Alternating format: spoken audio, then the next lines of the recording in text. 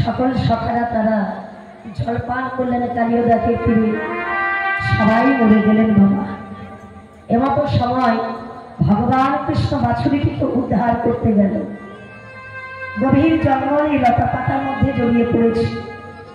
তো এখানে তত্ত্ব বললেন কি বাবা, প্রত্যেকটা মানুষ কিন্তু লতা পাতার মধ্যে জড়িয়ে পড়েছে। সেটা কেমন লতা পাতা না, সংসার রূপ লতা পাতা। আমার ছেলে, আমার মেয়ে, আমার স্ত্রী, পুত্র, পরিবার, এই আমার সংসার বলতে বলতে আমরা মায়ার সংসারে এমনই ডুব দিচ্ছি। ভগবানের কথা আমাদের মনে রাখো।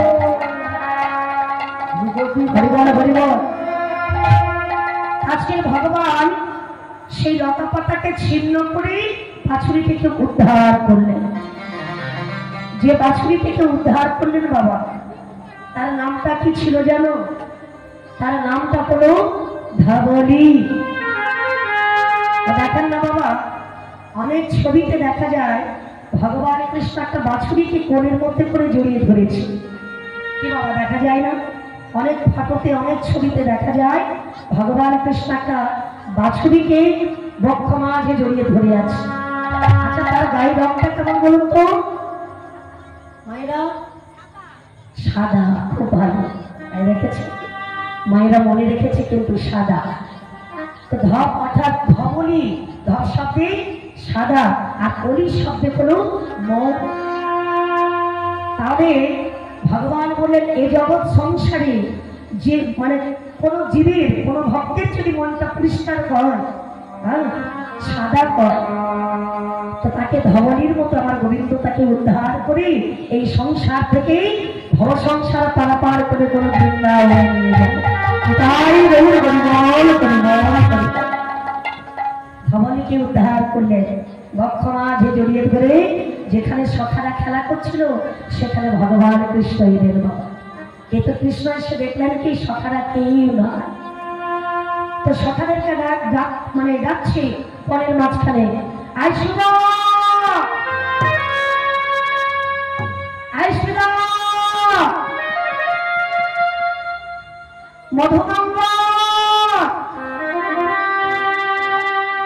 একে একে সকল সখাকে ডাক দিল বাবা। সখারা কেউ সাড়া দিচ্ছে না। খুঁজতে খুঁজতে ভগবান কৃষ্ণ যখন কালিদাহের পারে গেলেন বাবা, এমতো সময় কালিদাহের পারে গিয়ে দেখতে পেল সকল সখারা মরে পড়ে আছে।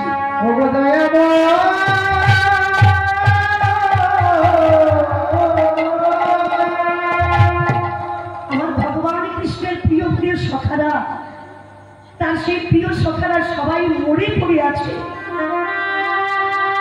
তাই না দেখে ভগবান কৃষ্ণ ক্রুদ্ধ করলে চিৎকার করে বলে দিল, ওরে কালিও না, তুই আমার প্রাণের সখাদের প্রাণ হরণ করেছিস, আমিও তোকে ছাড়ব না, আজ আমি তোকে দমন করব। আজ আমার ভগবান কৃষ্ণ মনে মনে ভাবলেন, আগে আমার সখাদের প্রাণে বাঁচিনি, তারপরে কালিওনাথকে দমন করব। ভগবান কৃষ্ণ চন্দ্র করলেন কি, তার সেই ছলনার দ্বারায়, তার করুণার দ্বারায়, তার কৃপার দ্বারায় সকল সখাদের প্রাণই রক্ষা করলেন। যখন সকল সখারা প্রাণ ফিরে পেল, সম্মুখে দেখতে পেল ভগবান দাঁড়িয়ে আছে। সকল সখারা বলে উঠল, বনের মাঝখানে তোকে কত করে খুঁজলাম, কিন্তু আমরা কোথাও তোকে পেলাম না। বলকানাই, আমাদের ছেলে তুই কোথায় গেছিলিস ভাই? নাই বলছে, হ্যাঁ রে, জানিস ভাই, ওই যে ধবলি হারিয়ে গিয়েছিল, আমি তাকে খুঁজতে গিয়েছিলাম। বাবা, দেখেছিস ভাই, কালিও নাগের বিষের জ্বালায় ছটপট করতে করতে আমরা সবাই প্রাণ হারালাম। তুই আমাদের কাছে ছিলি বলে আমাদের প্রাণ ফিরিয়ে দিবি। চল ভাই, আর মনে থাকবো না, আমরা সবাই মায়ের কাছে ফিরে যাব। এতে ভগবান কৃষ্ণ বলে, না ভাই, এত তাড়াতাড়ি তো মায়ের কাছে ফিরে যাব না। তবে সব যে কালিওনাথ আগের বিশ্বের জ্বালায় তোরা প্রাণ হারিয়েছিলি, সেই কালিওনাথ আজকে আমি দমন করব, আমি মেরেই ফেলব। পিছন থেকে সকল সখারা টান দিচ্ছে টানা টানাই রে, আমরা মরে গেলে কোনো ক্ষতি নাই। আমরা গেলে অর্থাৎ আমরা মরে গেলে আমাদের একটা ভরসা আছে, বিশ্বাস আছে, তুই আমাদের বাঁচাতে পারবি। কিন্তু বল কানাই, তোর যদি কিছু হয়ে যায় আমরা কি পারি তোকে বাঁচাতে? মানে রাখে করি তো মানে কে, আর মারে করি তো রাখে কে? কানাই দরকার নেই ভাই, ওই কালিও নাককে তোকে দমন করতে হবে না, চল আমরা ফিরে যাই মায়ের কাছে। এমতো সময় ভগবান কৃষ্ণ বলে উঠল, আচ্ছা সখা তোরা এত ভয় পাচ্ছিস কেন? বলে তোর যদি কিছু হয়ে যায়, আচ্ছা চিন্তা করে দেখতো ভাই, 7 দিনের ছেলে হয়ে পুতনাকে বধ করেছিলাম, অঘাসুর বকাসুরকে বধ করেছি, কত অসুরকে বধ করেছি, তা পারবো না একটা সর্পজাতি কালিয়ামাকে আমি পারবো না দমন করতে? চিন্তা করিস না ভাই, আজ আমি কালিয়ামাকে দমন করব। তো ভগবান কৃষ্ণ তিনি আজকে কদম্ব বৃক্ষের উপরে উঠেছে বাবা, হ্যাঁ, কালিয়ামাকে দমন করার জন্য। আচ্ছা বাহ অমায়রা, তাহলে কালিয়ামা যিনি কালিয়ামা হয়েছে তিনি বা কি তাই না বাবা? একটা কথা বলি, প্রত্যেক পুরাণে বলেছে, প্রত্যেক শাস্ত্রে বলেছে, যে যাহার কর্ম ফলে ভুবন জীব মোহিত। কি বাবা শাস্ত্র তাই বললেন, তাই না? তাহলে জীবনে চলার পথে আমাদের কর্মটা যদি ভালো হয় তাহলে আমরা ভালো ফল পাবো, আর কর্মটা যদি আমরা খারাপ করি তাহলে ভালো ফলের আশা করলে কিন্তু পাবো না। তাহলে যিনি কালিয়ামা হয়েছে তিনি বা কে? শাস্ত্রে বললেন যিনি কালিয়ামা হয়েছেন তিনি একজন রাজা ছিলেন বাবা। যে রাজাগুলো, যার নাম হলো, দুটো নাম পাওয়া যায়, দুটো নাম, যেটা হলো একজন বলছে চন্দ্রধ্বজ রাজা, আবার একটা শাস্ত্রে বলছে বিশ্বদর্পী রাজা, তাই না? তাহলে সেই চন্দ্রধ্বজ রাজা কিংবা বিশ্বদর্পী রাজা, সেই রাজা কিন্তু বড় ধার্মিক ছিলেন, তা তিনি পরোপকারীও ছিলেন। কিন্তু দেখুন বাবা, গ্রহচক্র একদিন রাজা করল কি, তার সকল সৈন্য সামন্তদের সঙ্গে করে গভীর জঙ্গলে গেলেন শিকার করতে। রাজা যখন শিকার করতে গেল বাবা, তাই এমতো সময় শিকার করতে করতে সারাদিন কেটে গেল। শিকার করে সেখান থেকে আর বাড়ি ফেরা হচ্ছে না বাবা, বাড়ি ফিরতে পারছে না, অন্ধকার হয়ে গেছে, রাত্রি হয়ে গেছে। এখন রাজা সকল সৈন্য সামন্তদের বলছে, এই তোরা দেখতো এই বনের মাঝখানে কোনো বাড়ি ঘর আছে কিনা? বলে কেন রাজা মশাই? বলে আজকে রাত্রিক্ষণ তো বাড়ি যেতে পারবো না, আজকে রাত্রিক্ষণ এই বনের জঙ্গলে আমরা একটা বিশ্রাম করবো। বাহ, এমতো সময় সেই চন্দ্রধ্বজ রাজা তিনি করলেন কি, বনে বিশ্রাম করবে বলে সৈন্যদের পাঠিয়ে দিল, দেখো এইখানে কোনো ঘর বাড়ি আছে কিনা। হ্যাঁ গো মা, তো দূর থেকে দেখা গেল একটা ছোট্ট পর্বতকুটির দেখা যাচ্ছে। তো রাজামশাই এসে বলছে, রাজামশাই এই বনের মাঝখানে একটা ছোট্ট পর্বতকুটির দেখতে পাচ্ছি, বলে চলো ওই কুটিরে আজকে আমরা বিশ্রাম করবো। হ্যাঁ গো মা, কুটিরে যখন প্রবেশ করলো দেখতে পেল কি জানো, একজন মণিবর বসে বসে ধ্যান করছে। এবং শুধু তাই নয়, সেখান থেকে পচা দুর্গন্ধ আসছে। তো রাজা এই মতো সময় বলছে, শোনো আজকের এই কুটিরে বিশ্রাম করুন, কিন্তু এখানে কোনো মানে এমন করে দুর্গন্ধ আসছে কেন, ব্যাপারটা কি বলতো? এখন দেখতে দেখতে দেখতে পেল বাবা, কি দেখলেন, যে মণিবর বসে বসে ধ্যান করছে তেনার সারা অঙ্গে কিন্তু গলিত পুষ্ট হয়েছে, সারা অঙ্গে গলিত পুষ্ট। সেই মণিবরের কাছে গিয়ে দেখতে পেল, এ কি তোমার সারা অঙ্গে গলিত পুষ্ট হয়েছে? রাজা আদেশ করল, হে মণিবর, আজ আজকের এই কুটিরে আমি বিশ্রাম করবো, আপনার অঙ্গ থেকে দুর্গন্ধ বেরোচ্ছে, পচা দুর্গন্ধ আমি থাকতে পারছি না, আপনি এক কাজ করুন, আপনি এখান থেকে বেরিয়ে যান। মণিবর বলে, সারা জনম কেটে গেল ধ্যান করতে করতে, আমার এই ব্যাধিময় শরীর নিয়ে আপনি আমাকে চলে যেতে বলছেন? রাজামশাই, না না না, আমার বড় যন্ত্রণা করছে, অসহ্য জ্বালা যন্ত্রণা, পোকাগুলো কিরবির করছে, আমার বড় যন্ত্রণা, বড় কষ্ট করছে, আমি এখান থেকে কোথাও যাব। সেই রাজা চন্দ্রধ্বজ রাজা আদেশ করলো, যাও, উনি যদি এখান থেকে বেরিয়ে না যায় তাহলে তোমরা একটা কাজ করো, ওই মণিবরকে এখান থেকে টানতে টানতে অনেক দূরে হারিয়ে দাও। সকল সৈন্য সামন্তরা তারা শুনতে বাধ্য। তারা করলেন কি বাবা, সে অসহ্য যন্ত্রণা নিয়ে সারা অঙ্গে গলিত কুষ্ঠ সেই মণিবরকে টানতে টানতে কুটিরের বাহির করে দিলেন। সেই মণিবর অভিসম্পাদ করলেন, শোনো চন্দ্রধ্বজ রাজা, আমার সারা অঙ্গে হয়েছে গলিত কুষ্ঠ, অসহ্য জ্বালা যন্ত্রণায় আমি ভুগছি, এত কষ্ট এত যন্ত্রণা, এই যন্ত্রণা শরীর নিয়ে তুমি যেমন আমাকে টানতে টানতে আমাকে বাহির করে দিলে, আমি তোমাকে অভিসম্পাদ করলাম রাজা, 3 দিনের মধ্যে তোমার অঙ্গে হবে শূল ব্যাধি, শূল ব্যাধি, শূল ব্যাধি। হ্যাঁ গো মা, রাজাই খাও আর প্রজাই খাও, যত সম্পদ থাক না কেন, যত টাকা থাক না কেন, কর্মটা যদি আমাদের ভালো না হয়, দুঃখের দুঃখী যদি না আমরা হতে পারি, সুখের সুখী যদি আমরা না হতে পারি, ক্রোধ হিংসা যদি আমাদের শরীরে থাকে, সেটা যদি বিরাজ করে, তাতে কোনোদিন আমাদের মঙ্গল হয় না। চন্দ্রধ্বজ রাজাকে অভিসম্পাদ করে সেই ব্রহ্ম অর্থাৎ সেই মণিবর চলে গেলেন বাবা।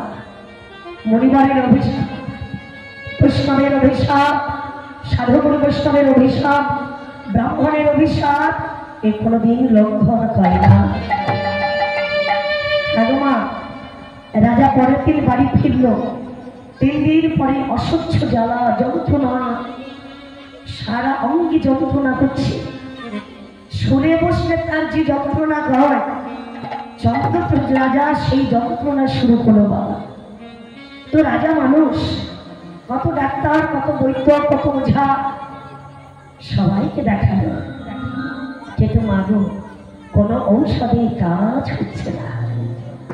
কি বাবা, আমাদেরও সময় আসে, দেখা যায় বাবা, জানি না কোন জন্মে কি কর্ম আমরা করেছি, কেমন ভাবে কর্ম করেছি, তা কিন্তু আমাদের মনে না। আমরা কিন্তু ভগবানকে দোষ দিই সময় পেলে, যে ভগবান তোমাকে এত করে ডাকি, তোমার এত সেবা পুজো করি, তুমি কেন এত কষ্ট, তবু কেন এত যন্ত্রণা?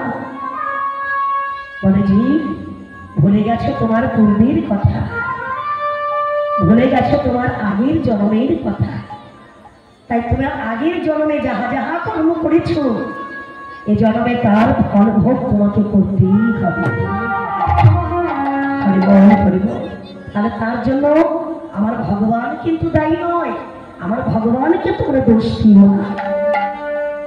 সেই চন্দ্রধ্বজ রাজা যখন শুনো ব্যাধি হলো বাবা, ডাক্তার বৈদ্য সব কিছু দেখালো, যখন ভালো হচ্ছে না, রাজা চিন্তা নিল, সিদ্ধান্ত নিল, এই যন্ত্রণা নিয়ে আর বেঁচে থাকতে পারবো না, আমি যাই, আমি আত্মহত্যা করবো, আত্মহত্যা করে আমি আমার প্রাণ বিসর্জন করব। চন্দ্রধ্বজ রাজা ছুটতে ছুটতে চললেন কোথায়? গঙ্গার তটে। গঙ্গার তীরে যাচ্ছে, আমি আত্মহত্যা করি। ঠাকুমা, চন্দ্রধ্বজ রাজা যখন ছুটতে ছুটতে যাচ্ছে, ভগবান কত দয়াল দেখো। দেবর্ষি নারদকে ডাক দিয়ে বলছে, শোনো নারদ, আমার ভক্ত যাচ্ছে গঙ্গায় ঝাঁপ দিয়ে মরতে, তুমি তাকে উদ্ধার করো, তুমি তাকে রক্ষা। এমতো সময় আজ আমার চন্দ্রধ্বজ রাজা যাচ্ছে গঙ্গায় ঝাঁপ দিয়ে মরতে, ভগবান তার দুধকে পাঠিয়ে দিলেন, দেবর্ষি নারদকে পাঠিয়ে দিচ্ছে। আর দেবর্ষি নারদ যখন যাচ্ছে বাবা, তিনি তো আর এমনি এমনি যাচ্ছে না, তিনি বদনে কৃষ্ণ নাম গাহিতে গাহিতে যাচ্ছে। বলে কৃষ্ণ নাম হরি নাম বড়ই মধুর, যে জন শ্রীকৃষ্ণ ভজে সে বড় চতুর, সে বড় চতুর। কৃষ্ণ নাম হরি নাম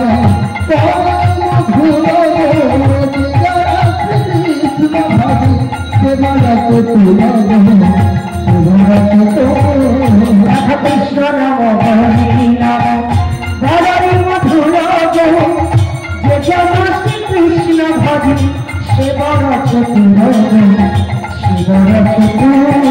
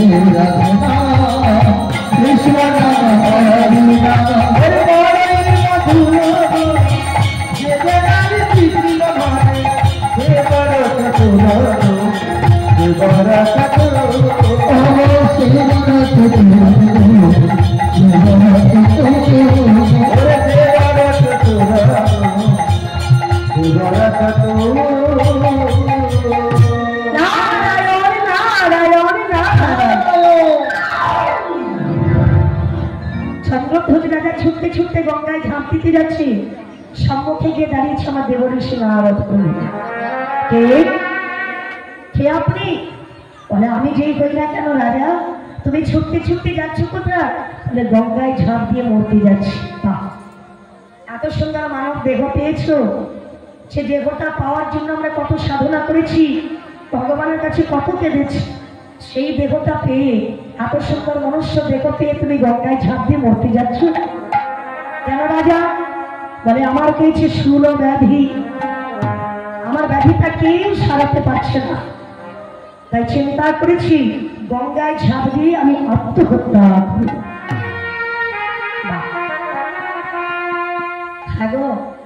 গঙ্গায় ঝাঁপ দিয়ে আত্মহত্যা করবে, তাতে বড় তোমার অপরাধ হবে। শোনো রাজা, চিন্তা করে দেখো তুমি জীবনে কাউকে দুঃখ দিয়েছো কিনা, কষ্ট দিয়েছো কিনা, তাই যদি করে থাকো তাহলে তার অভিশাপ কোনোদিন খণ্ডন হবে না। চিন্তা করে দেখো রাজা। চিন্তা করতে করতে মনে পড়ে গেল, আমি একদিন মণিবরকে টানতে টানতে কুটির থেকে বাহির করে দিয়েছিলাম, তিনি আমাকে অভিশাপটা দিয়েছিল, আমার ঘরে শূল ব্যাধি। হে মণিবর, সেই মণিবরের অভিশাপে আমার পেয়েছে শূল ব্যাধি। একটা কথা বলি রাজা, যার কাছে অপরাধী তার ক্ষমা বিনা নাহি করিস তা। শোনো রাজা, তোমার এই শূল ব্যাধিটা ভালো পেয়ে যাবে। যার কাছে তুমি অপরাধ করেছ, সেই মণিবরের চরণ ধৌত জল যদি তুমি ভক্তি ভরে পান করতে পারো, দেখবে তোমার শূল ব্যাধি ভালো হয়ে যাবে। এত বড় ভালো কথা বললি, তো সেই মণিবরের কাছে আমাকে যেতে হবে, কিন্তু কোথায় পাবো আমি তা লাগতে না। সেই মণিবর কোথায় আছে আমি তো জানি না। শোনো রাজা মশাই, নদীর ওপারে গভীর জঙ্গলে একটা গাছের কোটরের মধ্যে বসে ধ্যানে মগ্ন হয়ে আছে। তার চরণধৌত জল ভক্তি ভরে যেই পান করে তার সকল ব্যাধি ভালো হয়ে যায়। পথ দেখিয়ে দিলেন ভগবান নারদমণিকে দিয়ে। নারদমণি এই কথাটা বলে তিনি তার অন্তর্ধান করলেন, তিনি তার নিজের কর্তব্যস্থলে চলে গেলেন। রাজা মনে মনে ভাবলো, তবে আমি যাই ওই গভীর জঙ্গলে গিয়ে আজ আমি খুঁজতে খুঁজতে মণিবরকে যদি দেখতে পাই, তার চরণধৌত জল আমি নিয়ে যাব।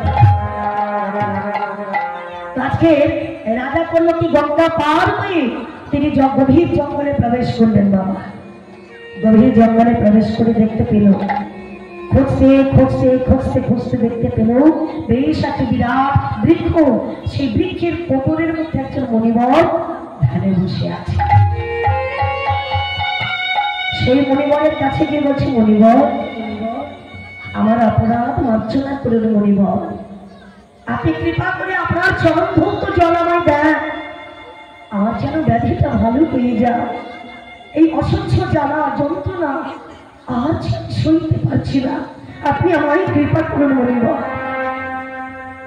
এই কথা যখন বললেন বাবা, মণিবর তার প্রথম চরণটা বাড়িয়ে দিয়েছে। আর যখনই বাড়িয়ে দিল, দেখলো কি, যে মণিবরের চরণে প্রথম চরণটা যখনই বাড়িয়ে দিল, দেখলো সেই মণিবরের চরণে কলিত কুষ্ঠ পোকায় কিলবিল করছে, রক্ত পুঁজ ঝরে ঝরে পড়ছে।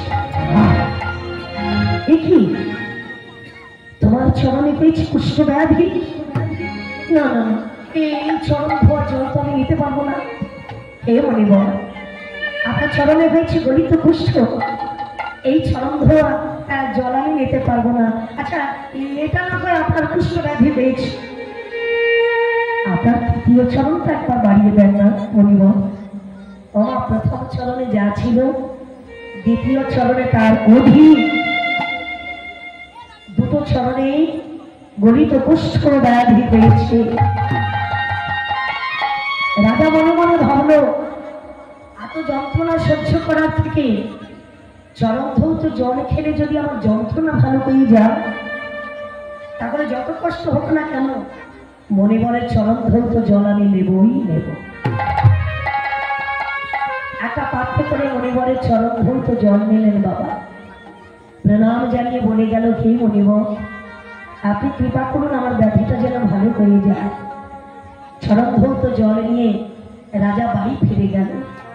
রানীর কাছে গিয়ে বলছে, রানীগণ শোনো, এটা কিন্তু মণিবরের চরণ ধৌত জল, এই জলটা তোমরা গচ্ছিত করে রাখো, আমি স্নান করে এসে সেবা করব। আচ্ছা বলুন তো বাবা, ওই জলটাকে আর তখনই পান করা যেত না? যেত, কিন্তু করলেন না। কেন করলেন না? ঘৃণা হচ্ছে, রক্ত পুঁজ ধুলো বালি পড়ে আছে, পোকা পড়ে আছে, রক্ত পড়ে আছে, পোকাগুলো কিলবিল করছে, এই জল আমি খেতে পারবো না। চিন্তা করলো রাজা, জলটা তোমরা গচ্ছিত করে রাখো, আমি স্নান করে যতক্ষণে আসবো ময়লাগুলো নিচে পড়ে যাবে, থিতিয়ে যাবে, উপরে স্বচ্ছ পরিষ্কার জলটা সেবা করবো। অমায়রা এমতো সময় রাজা গেল স্নান করতে। রাজার ছিল 5 জন স্ত্রী। তারা করলো কি, মানে স্বামী যখন ভক্তি ভরে মণিবরের চরণ ধৌত জল এনেছে, যে জল পান করলে নাকি সকল ব্যাধি সেরে যায়, আমরা সবাই মিলে একটু করে জল পান করি। সকলে দাবি করল, তারা একটু একটু করে সবাই জল পান করলেন। অবশিষ্ট জল পড়ে রইল ওই চন্দ্রধ্বজ রাজা। রাজা যখন স্নান করে রানীগণকে বলছে, কই গো বড় রানী, দাও মণিবরের চরণ ধৌত জলটা আমায় দাও। পাত্রটা যখন বাড়িয়ে দিয়েছে বাবা, রাজা জিজ্ঞেস করছে, কি এতটা জল ছিল গেল কোথায়? বলে, স্বামী, মণিবরের চরণ ধৌত জল তুমি তো বললে যেই পান করবে তাদের সকল ব্যাধি সেরে যাবে। তবে স্বামী, সেই জল আমরা একটু করে পান করেছি এবং অবশিষ্ট জল আপনার জন্য রেখেছি। বলে, অভাগা যেদিকে চায় সাগর শুকাইয়ে যায়। মা, তো রাজা মনে মনে ভাবছে, উপরে স্বচ্ছ পরিষ্কার জলটা তোমরা সেবা করে নিয়েছো, আর আমার জন্য পড়ে আছে নোংরা ময়লা জল, এই জল তো আমি পান করতে পারবো না। না না না, এই জল আমি পান করতে পারবো না। তবে কি করবো? ফেলে দেবো না। মণিবরের চরণ ধৌত জল, একে কিন্তু ফেলা যাবে না বাবা। তবে কি করবো? পান করতে পারবো না, ফেলেও দেবো না। চিন্তা নিল আমার সেই চন্দ্রধ্বজ রাজা, আমি সেবাও করব না, ফেলে দেব না, তবে নিলেন কোথায়? মস্তক উপরে। মস্তকে যখন জল ঢেলেছে বাবা, রোগটা ভালো হয়ে গেল, কিন্তু সেখানেই প্রকট করলেন মণিবর, শোনো চন্দ্রধ্বজ রাজা, আমার চরণ ধৌত জল অবজ্ঞা করে, ঘৃণা করে তুমি তাকে মস্তকে ঢেলেছ। শোনো রাজা, আমি ভগবানের অর্থাৎ সারা জীবন ভগবানের ধ্যান তপস্যা করি, আমি তোমাকে অভিসম্পাদ করলাম, আমার জলকে যেমন ঘৃণা করে তুমি মস্তকে ঢেলেছ, আমি তোমাকে অভিসম্পাদ করলাম, এর পরের জন্মে তোমাকে সর্পকুলে জন্ম নিতে হবে, সর্পকুলে জন্ম নিতে হবে, সর্পকুলে জন্ম নিতে হবে।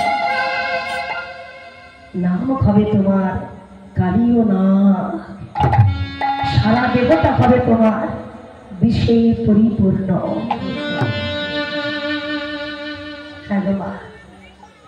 সেই কালীয় নাগ অর্থাৎ সেই চন্দ্রধ্বজ রাজা মণিবর অভিশাপ দিল। সেদিনে কাঁদতে কাঁদতে রাজা কাঁদতে কাঁদতে মণিবরের কাছে বলছে, হে মণিবর, আপনার জলটা আমি ঘৃণা করেছি ঠিকই, আমি সেবা করিনি, কিন্তু আমি তো আমার মস্তকে ঢেলেছি। শোনো, তবে আমার কাছে কাঁদছো কেন মণি? রাজা চন্দ্রধ্বজ রাজা বললে, হে মণিবর, মনুষ্য জন্ম থেকে আমাকে যেতে হবে সর্পকুলে, এই যে বড় কষ্ট হয়, বড় দুঃখ হয়, মানুষ জন্ম পরিত্যাগ করে আমি একটা সর্পকুলে যাব। এমন জন্ম থেকে, মানুষ জন্ম থেকে জীবজন্তু পাব, পশু করে জন্ম নেব, এই যে বড়ই দুর্ভাগ্য দয়া। তবে কি আমি ভগবানের কৃপা করতে পারবো, কৃপা পাবো? আমি কি পাবো ভগবানের, অর্থাৎ পারবো সেবা করতে ভগবানের? পারবো না। মণিবর সেদিন বলেছিল, শোনো, আমার জল যেমন তুমি মস্তকে ঢেলেছ, যেদিন ভগবান কৃষ্ণ তোমার মস্তক উপরে নৃত্য করবে, সেদিন তোমার ভগবানের কৃপা তুমি পেয়ে যাবে। তো দেখুন বাবা, ওই জন্য সাধু, বৈষ্ণব, ব্রাহ্মণ তাকে কোনোদিন অবজ্ঞা করতে নেই, তাদের কোনোদিন কৃষিশ্বাস করতে নেই, ব্যর্থমা করতে না। তাই আমাদের মনটাকে পরিষ্কার করো, শ্রদ্ধা করো, ভক্তি করো। হ্যাঁ, কিন্তু আমাদের অনেক সময় হয় কি জানো বাবা, আমরা অহংকারে মত্ত হইয়া মিটাই পদপাশরিয়া। মানুষের কখন অহংকার তৈরি করে সে নিজেই জানে না। তো সেই অহংকারে মত্ত হয়ে, বশীভূত হয়ে কোনো কোনো মানুষ কুকর্ম করে ফেলে, অকর্ম করে ফেলে। আজকে যেমন করে চন্দ্রধ্বজ রাজা কাছে যে আমাকে মানুষ করে জন্ম পেয়েছি আমি, আমার কর্মের জন্য আমাকে সর্বকুলে যেতে হবে, তাই না ভেবে কাছে আমার সেই চন্দ্রধ্বজ রাজা। তো সেই চন্দ্রধ্বজ রাজা যিনি কালীয় নাগ রূপে জন্মগ্রহণ করলেন। আচ্ছা, কালীয় নাগ কি বৃন্দাবনে থাকার কথা ছিল? না, তিনি বৃন্দাবনে ছিলেন না, তিনি এসেছিলেন বৃন্দাবন। জন্মটা হয়েছে কোথায়? রমনক দ্বীপে, তাই না? রমনক দ্বীপে। হ্যাঁ মায়েরা, রমনক দ্বীপে এই কালীয় নাগের মাকে, সর্পজাতিরও তো মা আছে, তাই না? তো সর্পজাতির মা কে গো বাবা? ও মায়েরা, কে গো? সর্পজাতির মাও তো আছে না? বিষাক্ত ভিন্ন।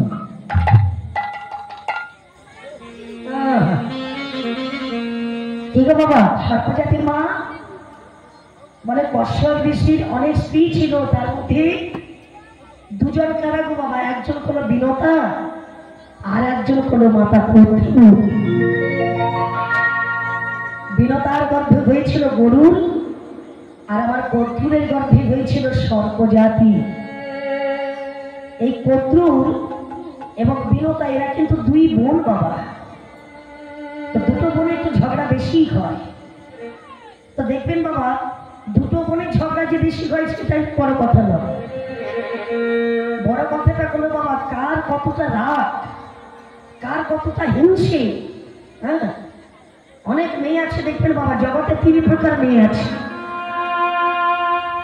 একটা এক রকমের মেয়ে আছে বাবা, সে ঝগড়া লাগাতে ভালোবাসে। আবার এক প্রকারের মেয়ে আছে দেখবেন, ঝগড়া শুনতে ভালোবাসে। আবার এক প্রকারের মেয়ে আছে দেখবেন, ঝগড়া মীমাংসা করতে ভালোবাসে। আচ্ছা, কোন মেয়েটা ভালো বলুন তো? ও ভালো। কে ভালো? যে লাগি দেয়, হ্যাঁ, কিছু জানে না, যে লাগি দেয় না, না যে শুনতে পারে। আরে বাবা না, না না, দাঁড়িয়ে দাঁড়িয়ে শুনবো, কারোর কাছে খারাপ হবে না। হরি বাবা হরি। যে ঝগড়া মীমাংসা করতে পারে, হ্যাঁ, যে ঝগড়া মীমাংসা করতে পারে, সবাইকে নিয়ে মানিয়ে গুছিয়ে সংসার করতে পারে, তাকে বলা হয় ভালো মেয়ে। হ্যাঁ, কিন্তু যে ঝগড়া লাগিয়ে দিতে পারে তাকে কি বলে বাবা? তাকে কি ভালো বলে? বলে না। তো কদ্দুর কোলের সেরকম একজন মেয়ে বাবা, যে ঝগড়া লাগাতে পারতেন, যে কারণ ভালো দেখতে পারেন না। হ্যাঁ, সর্বদা তার মধ্যে হিংসে কাজ করছে। তা একটা কথা বলি মা, হিংসে করলে কোনোদিন জয়লাভ করা যায়? কোনোদিন হয় না। কিছুক্ষণের জন্য হয়তো তার কিছু পাওয়া হয়, কিন্তু তাতে জয়লাভ কোনোদিন করা যায় না। হ্যাঁ, তা দেখুন মা, এমতার সময় কদ্দুর আর বিনতা একদিন বনে কিন্তু ঘুরতে গেছে বাবা। ঘুরতে গিয়ে দেখলো দেবরাজ ইন্দ্রের ঘোড়া বিচরণ করছে। এখন তাই না দেখে কদ্দুর বলছে, আই বোন, ভালো করে তাকিয়ে দেখ, ওই যে কত সুন্দর একটা ঘোড়া বিচরণ করছে। এখন বিনতা বলছে, দিদি হ্যাঁ গো, দেখতে কত সুন্দর ঘোড়া, ওটা তো দেবরাজ ইন্দ্রের ঘোড়া, তাই এত সুন্দর। আচ্ছা, বিনতা বলছে, দেখো দিদি, ঘোড়াটা দেখতে খুব সুন্দর, কিন্তু ওর লেজটা কত সুন্দর সাদা, দেখো। হ্যাঁ, ওর লেজটা কত সুন্দর সাদা। এ কথা শুনে কদ্দুর বলছে, এই বোন, এই বিনতা শোন, তুই বলছিস লেজটা সাদা? বলে হ্যাঁ। বলে না রে, লেজটা কালো। লেজটা সাদা বলি? আরে না, লেজটা কালো। আরে সাদা। আরে না, কালো। এই সাদা। এখন বিনতা বলছে সাদা, আর কদ্দুর বলছে কালো। এখন এই নিয়ে দুটোর বোনের মধ্যে সামান্য কথা নিয়ে একটু ঝগড়া হলো বাবা। এখন বিনতা বলছে, দিদি ঝগড়া করে তো কোনো লাভ নেই, একটা কাজ করি, কালকে সকালে যখন আসবো, আজকে তো অন্ধকার হয়ে গেছে, ঠিক মতো দেখা যাচ্ছে না, তা কালকে যদি এসে আমরা একটু কাছ থেকে দেখি, তারপরে বোঝা যাবে সাদা কি কালো। ও মায়েরা, এখন দু বোনের তো বাড়ি ফিরে এসেছে সকালবেলা, মানে এদিকে কদ্দুর একটা প্ল্যান করেছিল। প্ল্যানটা কি? মানে কালো যদি হয় তো ভালো, সাদা করে তো আমি হেরে যাব না, ওই বিনতার কাছে আমার হেরে যাওয়া যাবে না, আমাকে জিততে হবে। আমার যারা কালো কালো সাপ আছিস, যা তো দেখে আয় ইন্দ্রের ঘোড়ার লেজটা সাদা না কালো। কালো কালো সাপগুলোকে পাঠিয়ে দিল। ওখানে গিয়ে দেখলো ওরা যে ঘোড়ার লেজটা সাদাই বটে। তো মা শিখিয়ে দিয়েছে, যদি সাদা পাই তোরা এমন ভাবে জড়িয়ে থাকবি, আমরা যখন কালকে গিয়ে দেখবো একেবারে তার সামনে যাব না, কারণ ঘোড়া তো অনেক দূরে বিচরণ করে। তা আমরা যেন একটু কাছ থেকে দেখবো, তা দেখলে যেন মনে হয় লেজটা কালো। মায়েরা কালো কালো সাপগুলোকে পাঠিয়ে দিল। আজ আমার আর পরের দিন সকালবেলা বিনতা এবং কদ্দুর দুজনে বনে বেড়াতে গেছে। গিয়ে দেখতে পেল কি ঘোড়াটা বিচরণ করছে। শোন, একটা বাজি রাখতে হবে, কিন্তু বাজিটা কি না, ওই ঘোড়ার লেজটা যদি কালো হয় তাহলে কিন্তু আমি যা বলবো তোকে আমার তাই করে দিতে হবে। বলে এটা আবার কিরকম কথা দিদি? আরে কালো হলে হবে আর সাদা হলে হবে, তাতে আবার বাজি ধরার কি আছে? বলে না, বাজি ধরতে হবে, যদি কালো হয় তাহলে আমি যা বলবো তুই তাই করবি। আর যদি সাদা পাই তাহলে তুই যা বলবি আমি তাই করব। বিনতা বলে বেশ তাই হবে না কয়। হ্যাঁ তো মা গো একটু কাছের দিকে গিয়ে দেখলো বাবা লেজটা কালোই বটে। তো কালো যখন হলো বাবা কর্তুর বলছে আই বিনতা তুই হেরে গেছিস আমি জিতে গেছি, সব আজ থেকে তোকে আমার কাছে দাসী বৃত্তি করতে হবে, আমি যখন যা চাইবো তোকে তাই করতে হবে। এ তুমি কি বলছো দিদি, তুমিও তো কশ্যপ ঋষি স্ত্রী আমিও তো কশ্যপ ঋষি স্ত্রী, তুমিও রানী আমিও রানী, তারপরে আমাকে এমন করতে হবে কেন? বলে তুই হেরে গেছিস আমি যা বলবো তোকে তাই করতে হবে। সর্বনাশ, সারা জীবন আমাকে দাসী বৃত্তি করতে হবে দিদি। কর্জুর তখন বলে উঠলো শোন বিনতা, দাসী বৃত্তি থেকে যদি উদ্ধার পেতে হয় তাহলে তোর গর্ভের সন্তান যেদিন আমার ছেলেদের জন্য অমৃতের ভাণ্ড আনতে পারবে সেদিন তোর মুক্তি হবে, তার আগে তোর মুক্তি হবে না, হবে না, হবে না।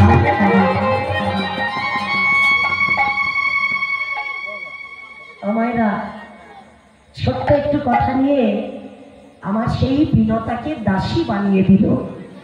জানো না বিনতার কিন্তু ছেলে ছিল না বাবা, বিনতা করলো কি আর তিনি তপস্যা করতে লাগলেন একটা ছেলে পাওয়ার জন্য।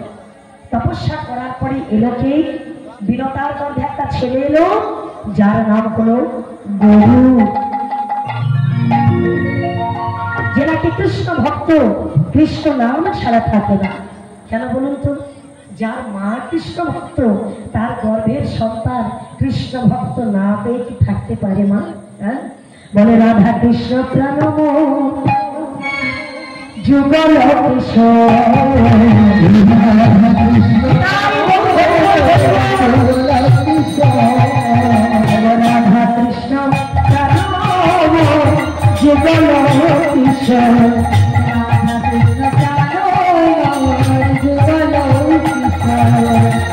জীবন মরণে গতি, জীবন মরণে গতি, আর না দিব, আর না দিব,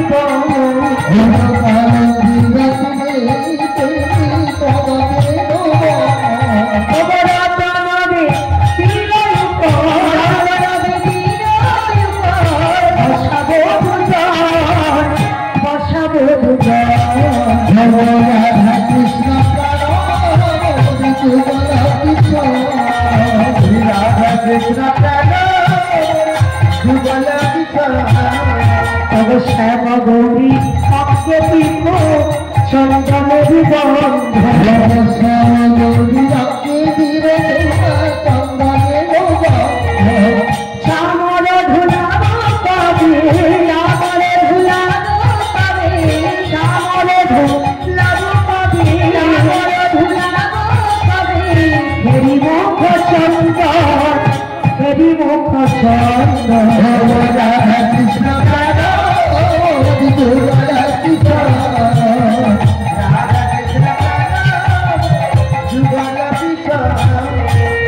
ললিতা বিশাখায় যত সখী বৃন্দ,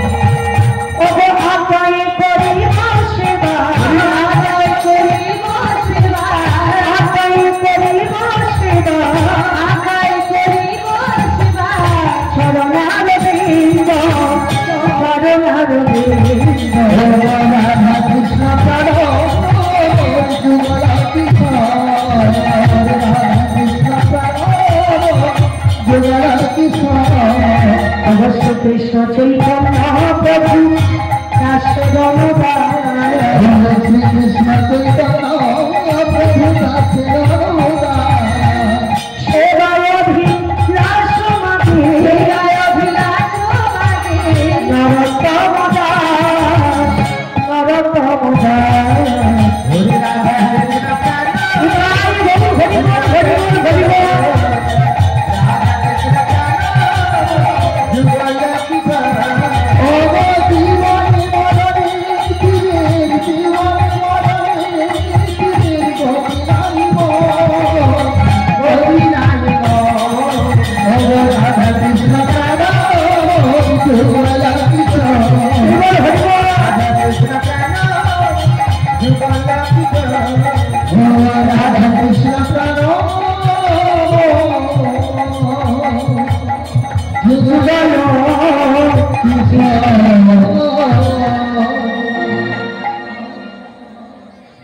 বিনোদানন্দন গরুর কৃষ্ণ নাম ছাড়া থাকতে পারে না বাবা। তার গরুর যখন একটু একটু করে বড় হচ্ছে বাবা, তিনি জানতে পারলেন যে আমার মা মাসির কাছে দাসী বিক্রি করছে। হ্যাঁ গো মা, এটা বড় কষ্টের ব্যাপার। এ কথা জানতে পেরে মায়ের কাছে জিজ্ঞাসা করছে, মা গো তোমার মুক্তি কবে হবে? না, যেদিন তুমি অমৃতের ভাণ্ড নিয়ে এসে সর্পজাতির মুখে তুলে দিতে পারবে সেদিন তোমার মুক্তি হবে, তার আগে নয়। গরু চিন্তা করলো, আমার যত কষ্ট হোক না কেন স্বর্গের থেকে সেই অমৃত ভাণ্ড আমি নিয়ে আসবো। মা আজকের সেই অর্থাৎ জন্ম নিল কালিয়না মাতা প্রদ্যুনের গর্ভে। তো দেখুন মা, এমতো সময় বিনোদানন্দের গরুর করলো কি না, তিনি দেবরাজ ইন্দ্রের কাছে গিয়ে অমৃতের ভাণ্ড চাইছে। অমৃতের ভাণ্ড যখন চাইছে বাবা, ইন্দ্রদেব বলছে অমৃতের ভাণ্ড তোমাকে দেবো কেন? এ তো সম্ভব না। না, অমৃতের ভাণ্ড যাকে তাকে দেওয়া যাবে না, আমি অমৃতের ভাণ্ড দিতে পারবো না। এখন বিনোদানন্দ করলো কি, ওখানে আবার ইন্দ্রদেবের সঙ্গে তার যুদ্ধ করলো বাবা। তো যুদ্ধেও তিনি পরাজিত করে অমৃতের ভাণ্ড কিন্তু পেলেন না। এমতো সময় বিনোদানন্দ গরুর গিয়ে আজ আমার ইন্দ্রের কাছে বলছে, হে ইন্দ্রদেব, আমার মা দাসী বিক্রি করছে, আমার মায়ের কষ্ট দেখতে পাচ্ছি না, তবে তুমি আমাকে বলে দাও আমার মায়ের কেমন করে উদ্ধার করে।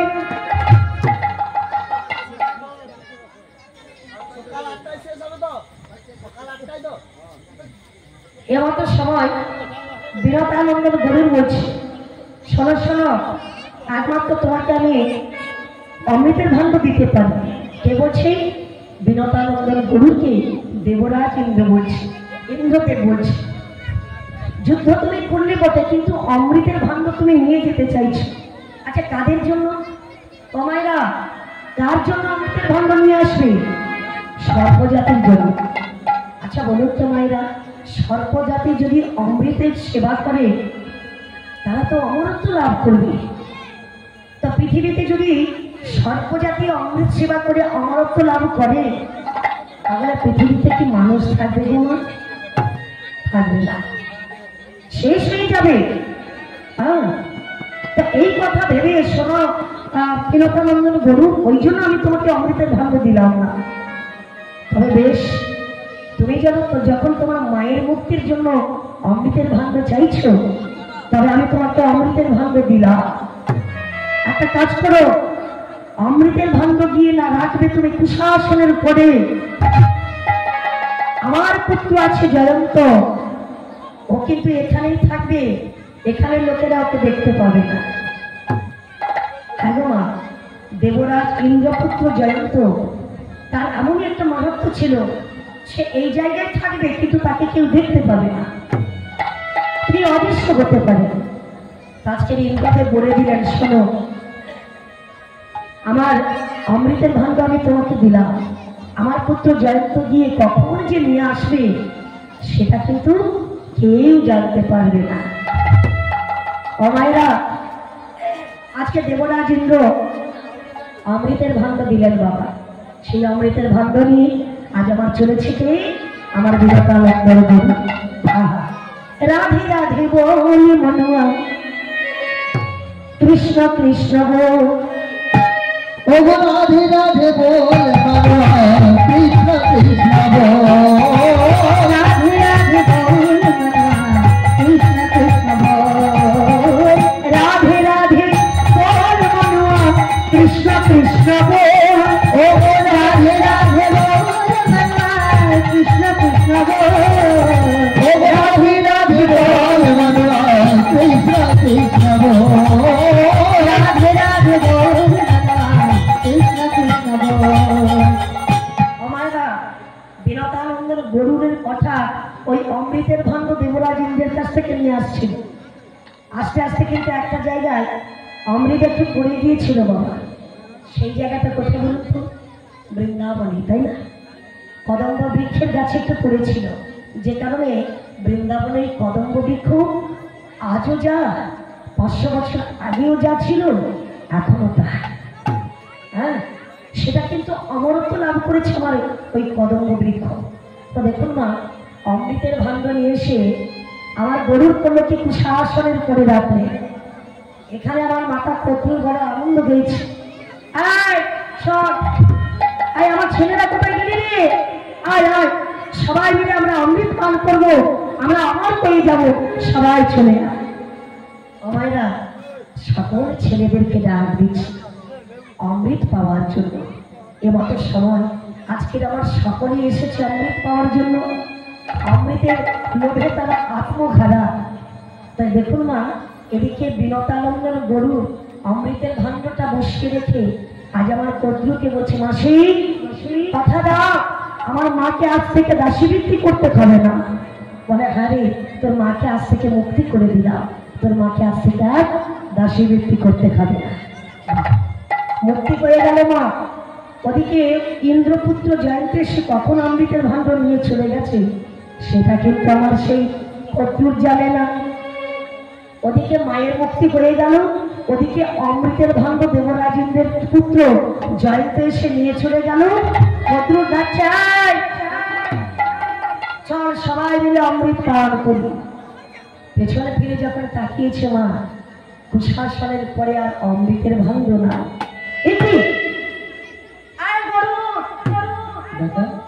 অমৃতের ভাণ্ড গেলে কোথায়? বলে, মাসি তোমাকে তো অনেকক্ষণ আগে দিয়ে দিয়েছি, অমৃতের ভাণ্ড কোথায় গেল সে কথা তো আমি বলতে পারবো না। সে কি, এখানে তো অমৃতের ভাণ্ড দেখতে পাচ্ছি না। এই দেখো, স্বর্গের অমৃত ভাণ্ড, সে কি আর এতক্ষণে থাকে গো? সে হয়তো তার নিজের গন্তব্যস্থানে চলে গেছে। তাহলে কি হবে? আমি কি অমৃত পাবো না? বলে, দেখো ওখানে একটু পড়ে যদি থাকে, একটু যদি পাও, তাহলে তোমরা অমর হয়ে যাবে। আগো মা, একটু আছে বলে সর্পজাতি তো, ওরা জিভ দিয়ে চাপতে গেল। যখনই চাপতে গেল ওদের জিহ্বাটা দুখণ্ড হয়ে গেল। অমৃত পাওয়ার লোভে জিভ দিয়ে ছাড়তে গেল, জিহ্বাটা দুখণ্ড হয়ে গেল। অমৃত পাওয়া গেল না, অমরত্ব পাওয়া গেল না, অবশেষে তাদের জিহ্বাটাই তো চলে গেল। আগমা হরিবল পরিমর্যাদা। এমতো সময় আজকে আমার সেই বিনতানন্দের গরু বলছে, মাসি আমার ধারণা, অর্থাৎ ভগবানের অমৃত ভাণ্ড তো সেটা নিজের গন্তব্যস্থানে চলে গেছে। তাই মতো সময় গরু কি করে জানো মা? এতদিন তার মাকে দাসীবৃত্তি করিয়েছিল, সেই রাগে ক্রুদ্ধ হয়ে প্রতিদিন গরুর পরে কি, অর্থাৎ এক গোছা গোছা সাপ ধরে খেতে লাগলো। প্রতিদিন গোছা গোছা সাপ খা। গরুর বললে, হঠাৎ কদ্রু বেশ জিজ্ঞেস করছে, আরে বেটা, প্রতিদিন এত সাপ ধরে ধরে খাস কেন রে? ওরা তো আমার ছেলে, আমি ওদের মা, তা আমার ছেলেদেরকে আমার সামনে খাবি, আমি কি দেখতে পারি? এবার তো শোনো, আজ আমার কদ্রুর বলে উঠলো, শোন বাবা, ওরা তোর খাদ্য বস্তু, এটা আমি জানি। ওদেরকে যদি তোর খাওয়ার এতই ইচ্ছে, তবে শোন, গোছা গোছা সাপ ধরে খাস না, প্রতিদিন একটা করে সাপ পাঠিয়ে দেব, তুই প্রতিদিন একটা করে সাপ সেবা করি। দেখুন মা, সেই কদ্রুরের সন্তান যার নাম হলো কালিয়না, প্রতিদিন একটা করে সাপ পাঠিয়ে দিত কদ্রু, আমার গরুর সেবা করত। ঠাকুমা বলতে বলতে দিন যেতে যেতে পালা এসেছে কার? কালিয়নাগের। কালিয়নাগের পালা এসেছে।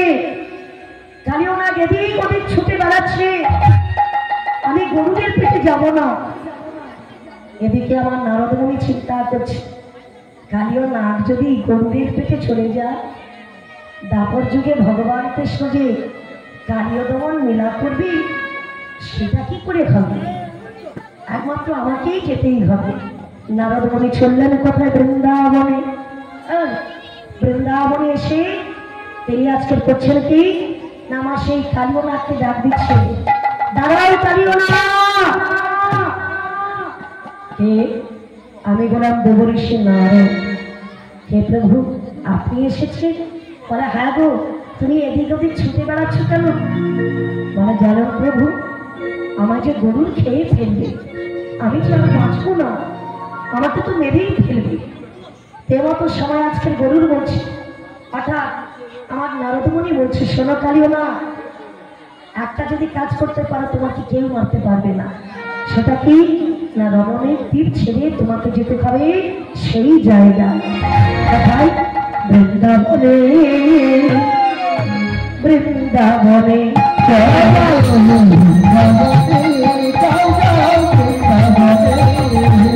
শোনো শোনো কালিয়নাগ যাও বৃন্দাবনে। বৃন্দাবনে।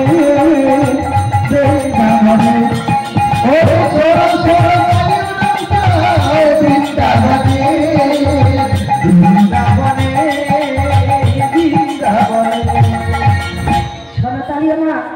তুমি যদি বৃন্দাবনে যেতে পারো, তোমাকে কিন্তু গরু কিন্তু মারতে পারবে না। কেন মারতে পারবে না? গরু কি বৃন্দাবনে যেতে পারবে না? নিশ্চয়ই যেতে পারে, কিন্তু যেতে পারবে না গরু। কেন জানে? ওই কালীবাগের তীরে ওটা তো একটা দহ ছিল, ওই পুকুর পাড়ে একজন মণিবর বসে বসে তিনি ভগবানের নামগুলো কীর্তন করতেন, ধ্যান তপস্যা করতেন। একদিন গরুর করেছিল কি, বৃন্দাবনে গিয়ে ওখানে ওই ছোট্ট টোবার মধ্যে মাছ ধরে ধরে খাচ্ছে। হ্যাঁ, একটা শোল মাছ ধরে ধরে খাচ্ছে বাবা।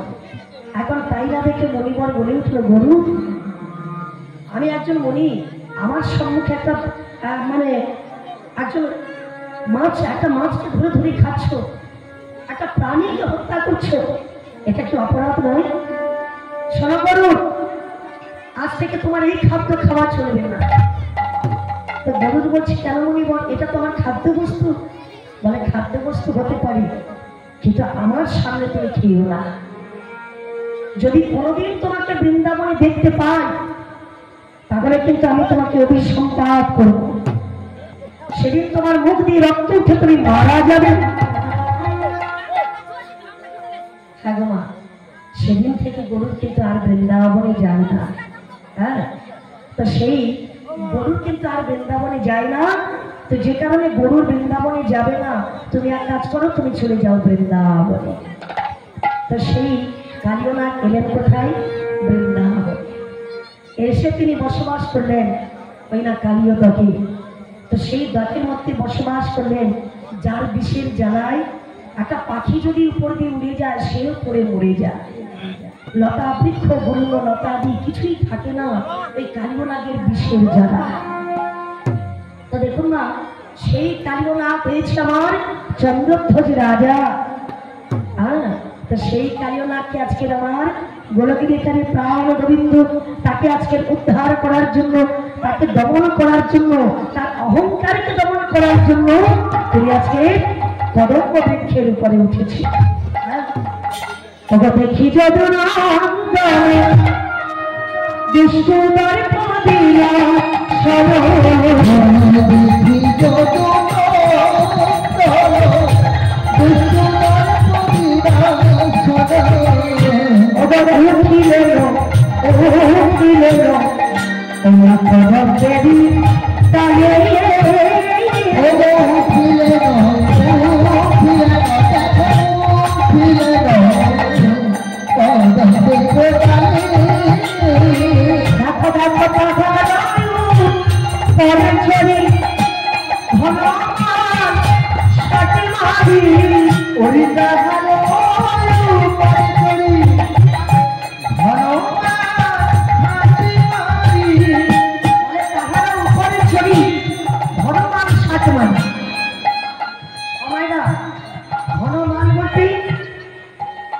ঘরমাল 60 মারি ঘরমাল আচ্ছা মারা এতে কষে মারা তাই তো ধুতি তো অনেকে পরে বাবা কিন্তু দেখবেন অনেক রকমের পরে এই ছেলেরা যখন বিয়ে করতে যায় তখন কিরকম ধুতি পরে যায় না পচাটাকে নিয়ে কোনো কোনো সময় ছেড়ে রাখে আবার কোনো কোনো সময় একটু করে এই পকেটে গুঁজে এটা একটা নতুন স্টাইল হ্যাঁ সরি বল এটা একরকম ধুতি পরা কোনো আবার যারা কীর্তন করে যারা এমনি স্বাভাবিক ধুতি পরে বাবা সেটা একটা পড়া কিন্তু যখন কোনো ছেলে মারামারি করতে যায় ধুতি পরে তখন কি করে গো মা এদিক থেকে এদিক থেকে ঘুরিয়ে নিয়ে এখানে মানে ওই যে ধুতির আঁচলটা এখানে নিয়ে এসে জোর করে এটা কষে বাঁধে এটাকে বলা হচ্ছে ঘনমাল 60 মারি কৃষ্ণ তো আজকে যুদ্ধ করতে যাচ্ছে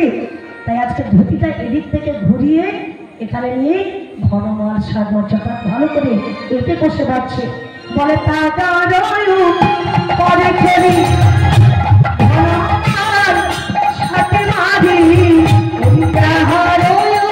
পরে খেলি ঘনমাল 60 মারি ছাড়ে দিবা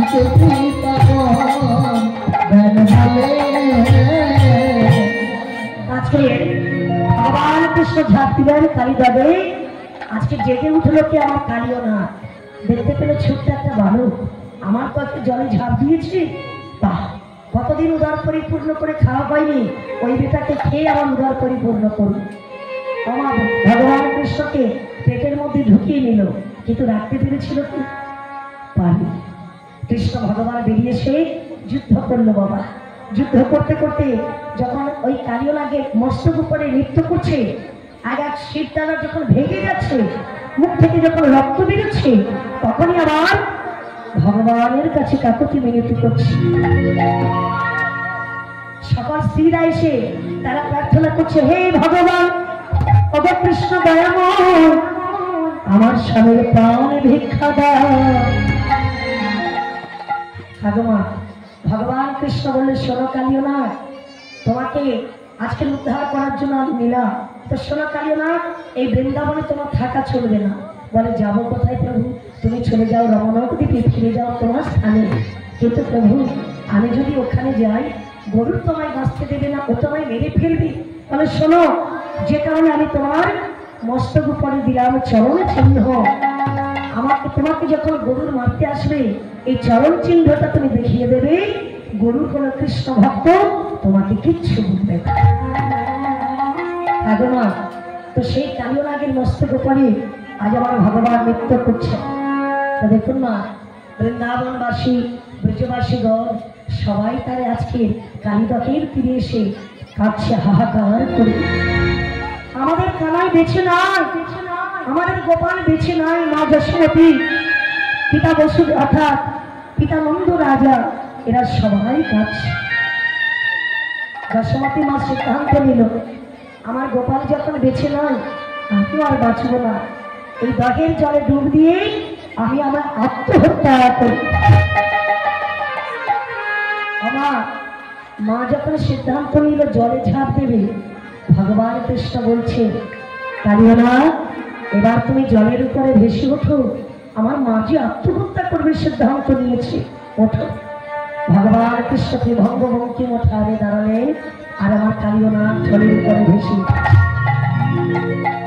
এদিকে আমার যশোমতী মা কাছে বলছে, গোপাল রে সারা দে গোপাল সারা দে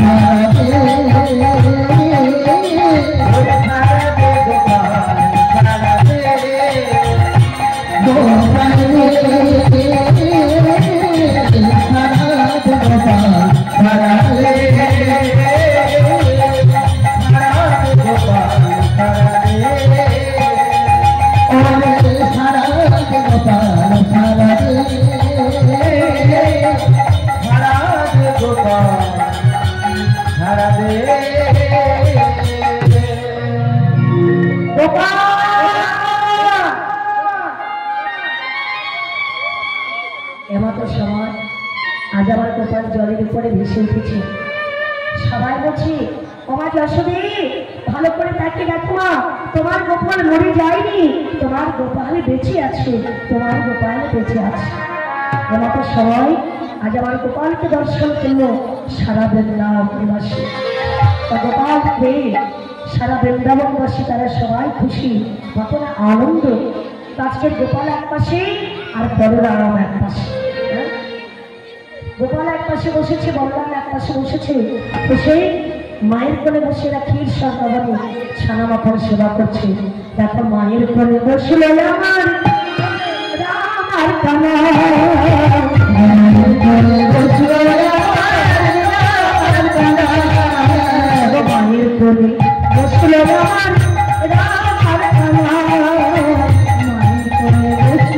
আমার রাম আর কানা। ও বৃন্দাবনবাসী তোরা দেখবি চলিয়াই, ওই বৃন্দাবনবাসী তোরা দেখবি চলিয়াই, মায়ের কোলে বসলো আমার রাম আর কানা, মায়ের কোলে বসলো